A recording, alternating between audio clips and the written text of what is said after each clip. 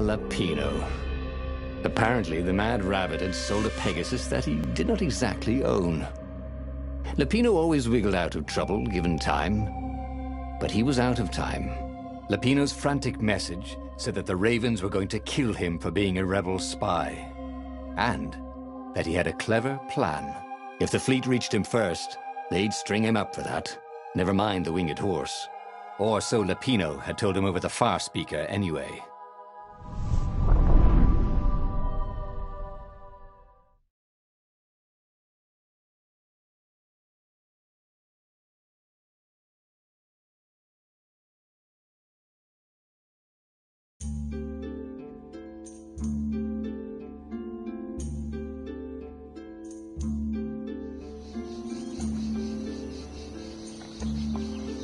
Lapino had apparently managed to confuse the judge by arguing that he hadn't actually stolen a winged horse. He'd only sold it. But wait, where was the prison? The village was empty. Had everybody fled the Ravens? You couldn't go sticking jewels in your gauntlet just anywhere. What if you dropped one and broke it? Luckily, there was a bench right here.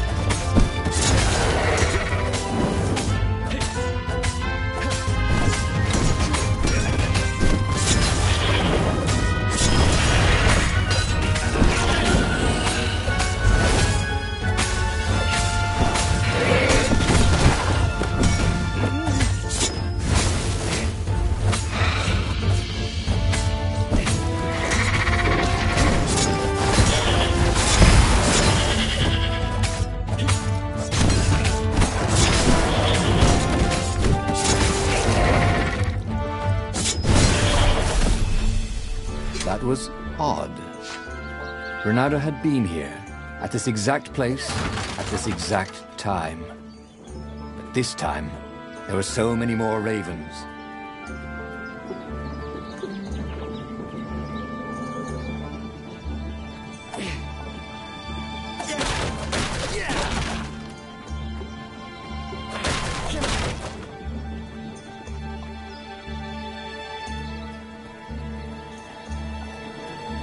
Renato thought of the Iblis stone and shivered. He had no business messing with ancient, cruel artifacts. What he needed was his friends around him. Clear eyes, full hearts, can't lose.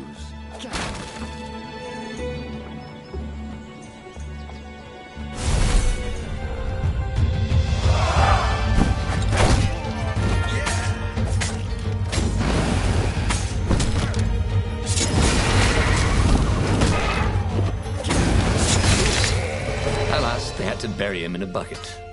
Actually, several buckets.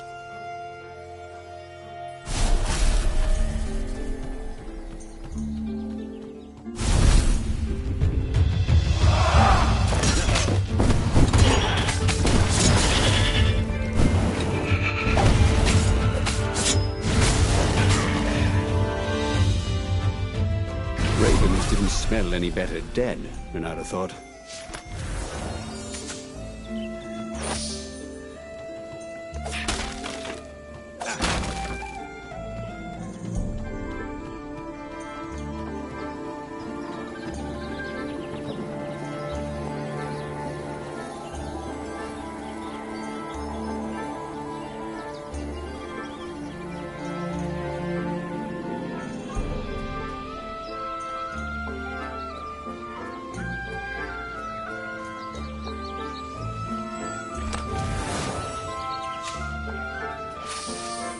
With materials like this, he could probably make a really nice pair of barbecue tongs.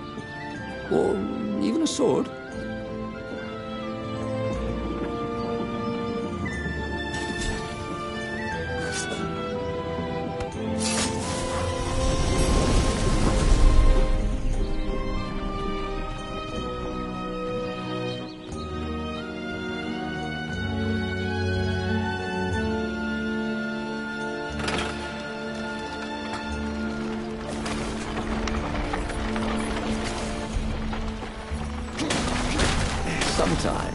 Renato really hated inanimate objects.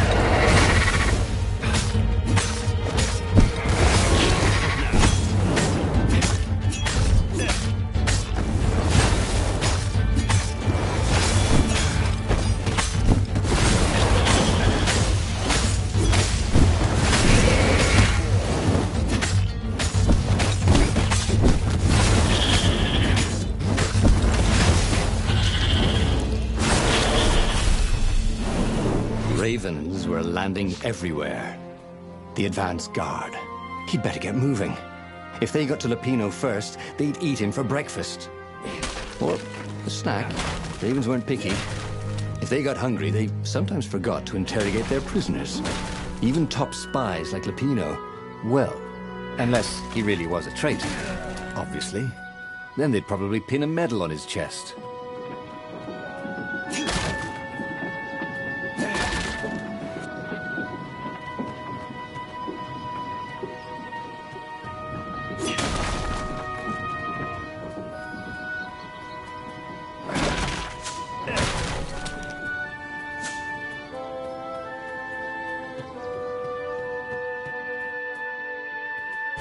That time, boys! Go on the lead, Raven.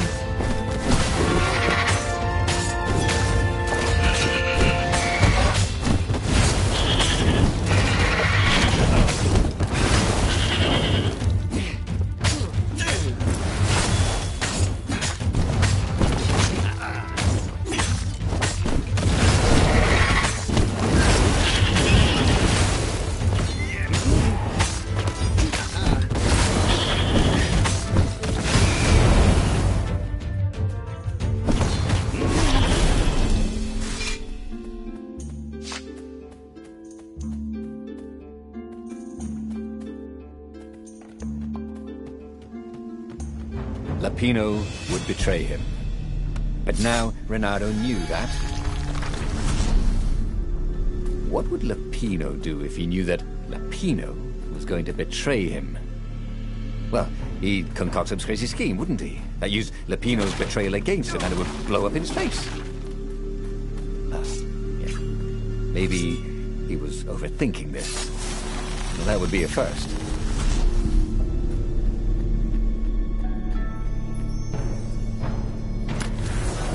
A chest that shiny deserved to be opened.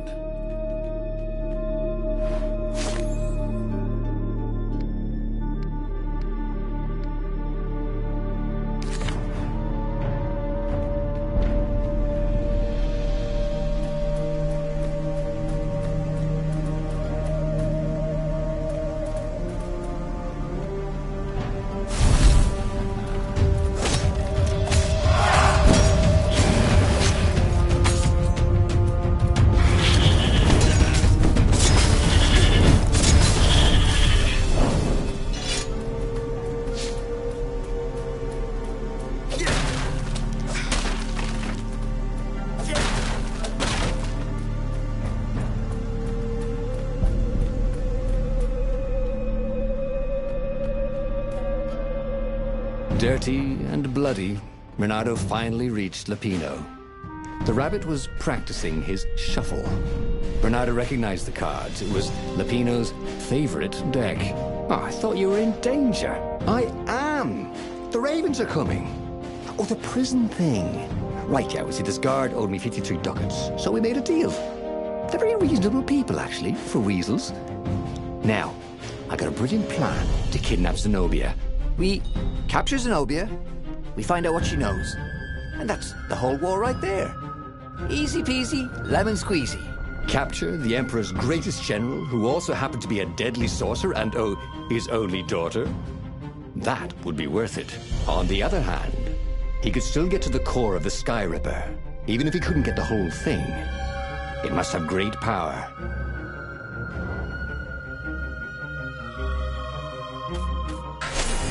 Zenobia wasn't just the Emperor's daughter, of course. She'd been Renado's best friend in Sword Fu school.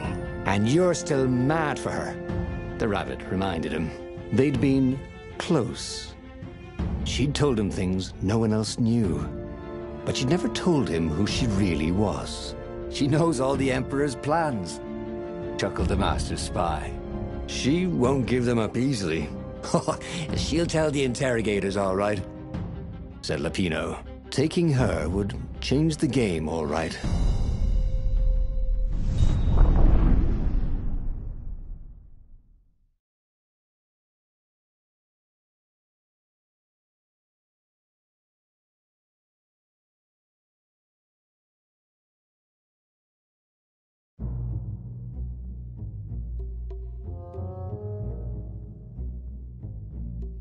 The city was already under Zenobia's control. I had to admire her efficiency. Renato shivered at the thought of Zenobia at the mercy of the interrogators. Could he really turn her over to them? But this was war. It wasn't meant to be pretty.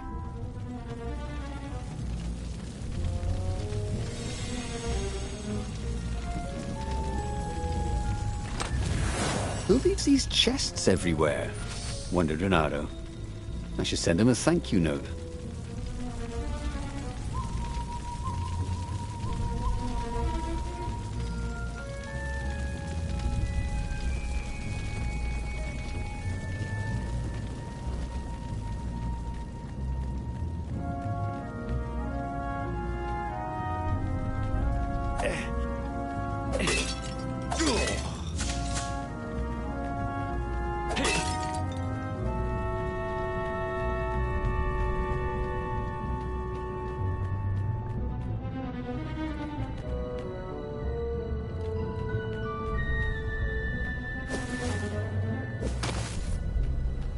The city was burning, and there was no one to put out the fires.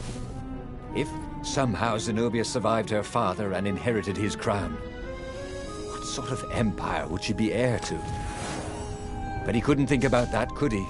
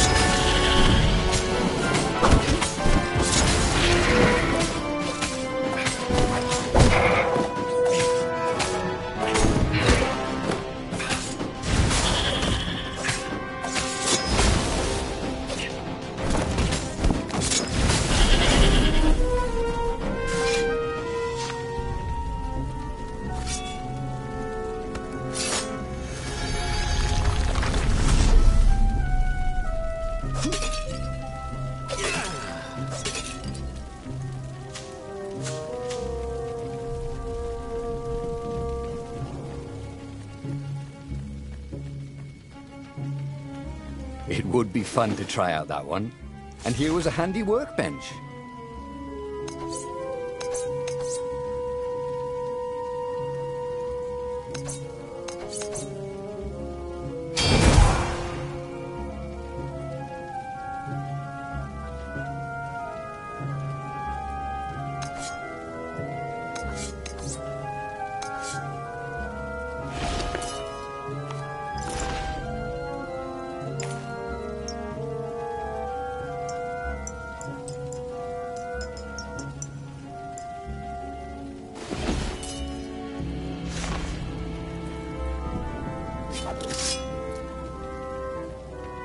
How could you convince a firewall you're its friend?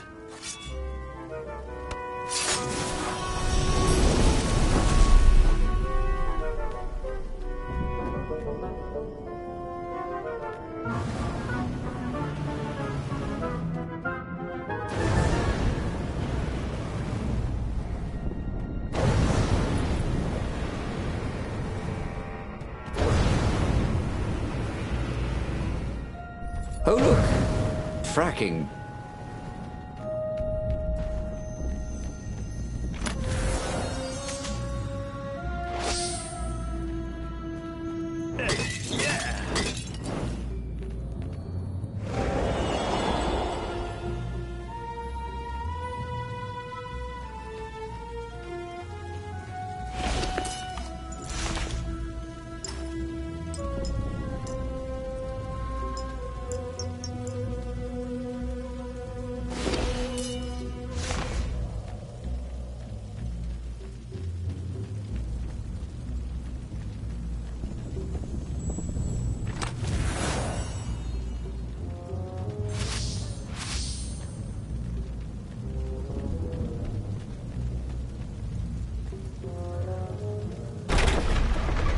Why was Lupino urging him to capture Zenobia? Obviously it was a trap. But you never knew how Lupino thought. Sometimes his plans were so convoluted they did the exact opposite to what Lupino wanted. Yeah, there must be some way to play on that, Bernardo thought.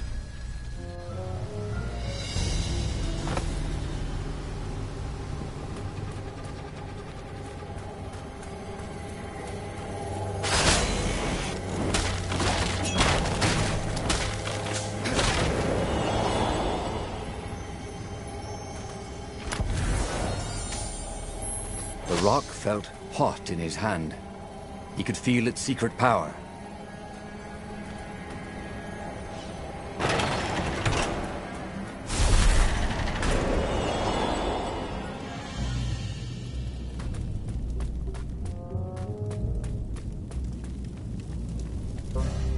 So, what's this plan of yours? Use me as bait, said Lupino. And he outlined a slightly complicated plan that involved geese, a net, setting the Farfarer a little bit on fire, Lupino dressing as an old blind toad, and Renardo hiding inside a monstrous watermelon. What could possibly go wrong? Thought Renardo.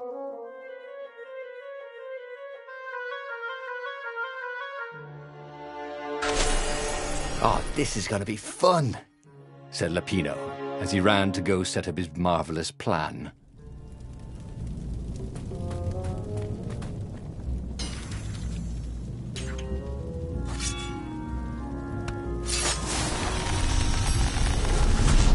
What's behind door number 2?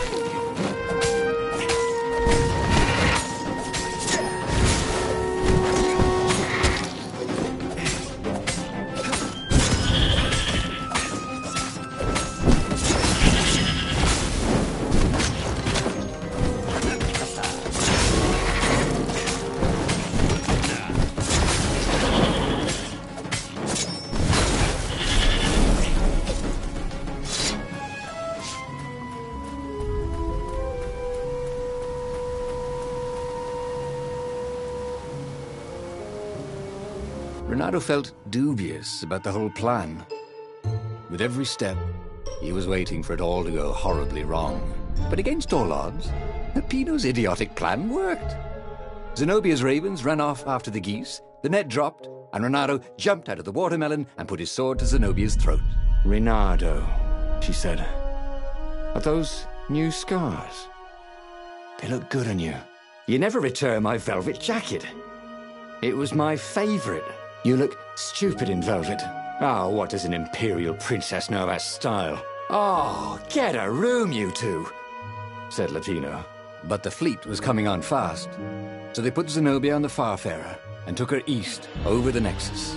She'd vanished from Swordfu School, from his life, without even saying goodbye, without ever telling him she was the Emperor's adopted daughter.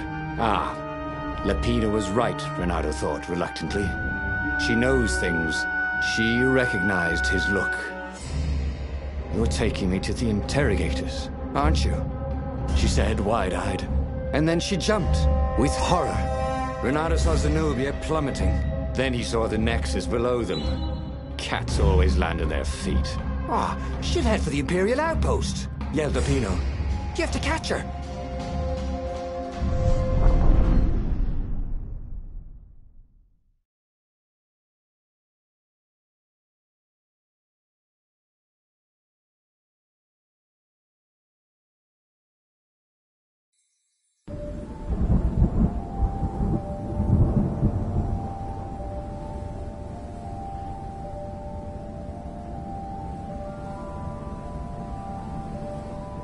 Cats can run faster, but foxes can run longer. If he ran, he could head her off before she reached her minions at the outpost. Well, he did love a good chase.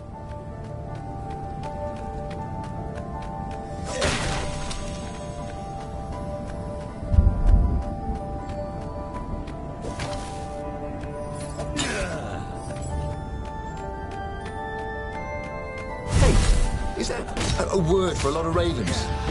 Like a nucleus of ravens?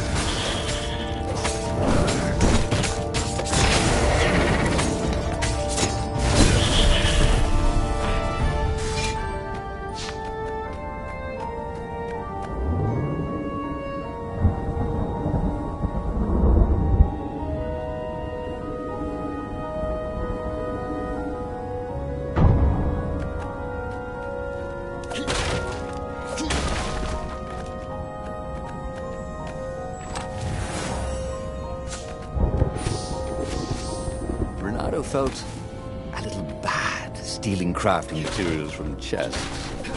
He preferred to rob them from people at sword point.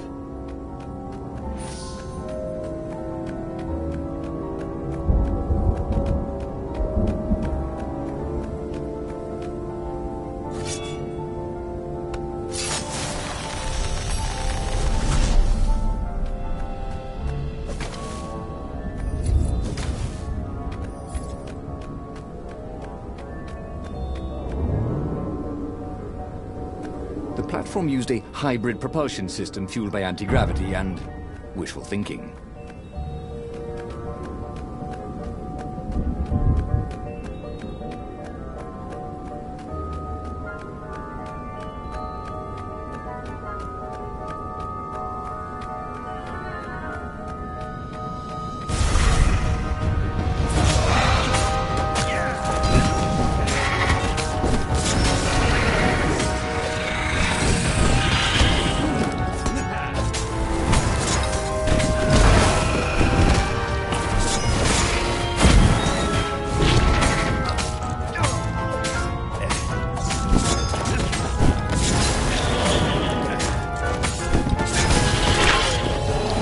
Should have done a barrel roll, he thought, as he died.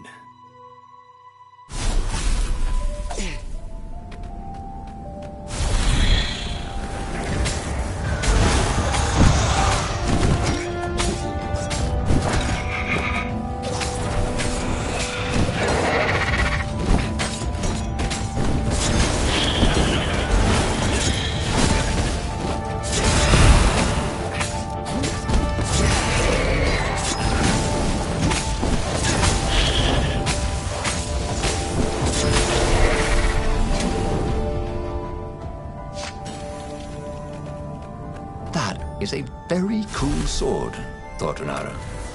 No, seriously. He couldn't feel his paw anymore.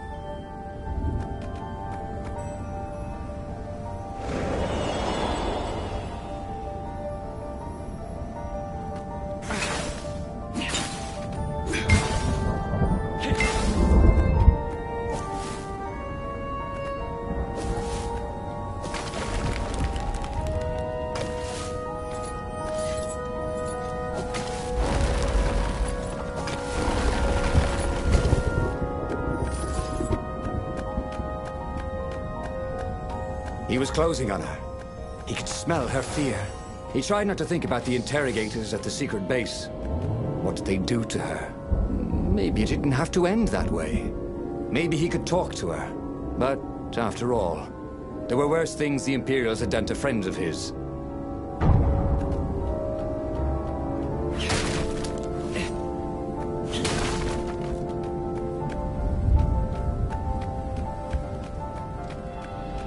I need more materials, thought Renato.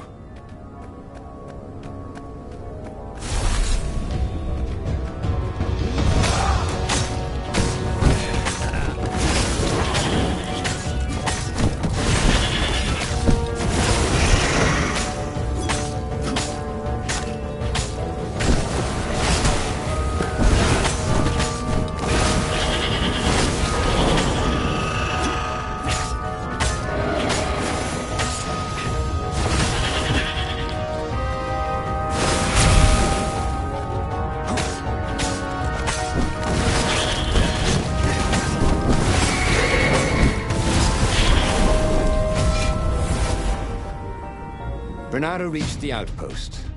The Imperials there were no match for him. Soon after, Zenobia limped up the path. When she realized he was already in front of her, she didn't even try to run. "Oh, you left without saying goodbye." Again, he said, "Please, I'm enjoying this a little too much," she said, shaken. "Oh, spare us the chit-chat, would you?" said Lapino as he shackled her hands so she couldn't throw spells. She knows all his plans. All the way back to the Farfarer, Lapino nagged Renato about how the interrogators would pry all the intel out of Zenobia. How that would turn the tides in the imminent battle. All they had to do was take her to the rebels' secret base. Renato didn't like to think about what the interrogators would do to her. Couldn't he just talk to her? As they reached the ruins, Renato could see ravens everywhere, searching for the rebel base. They'd have to hide the Farfarer or go on foot. "What if we get separated?" asked Lapino, for once thinking ahead. "I'll show you a map to the base," Renato told Lapino. "Renato, don't do this," said Zenobia. "We were friends once. We..." "Shut it, witch, or I'll shackle your mouth too," said Lapino. See? Renato thought. There was no way Lapino was working for the Empire. He really hated Zenobia. And then, a few moments later, they touched down.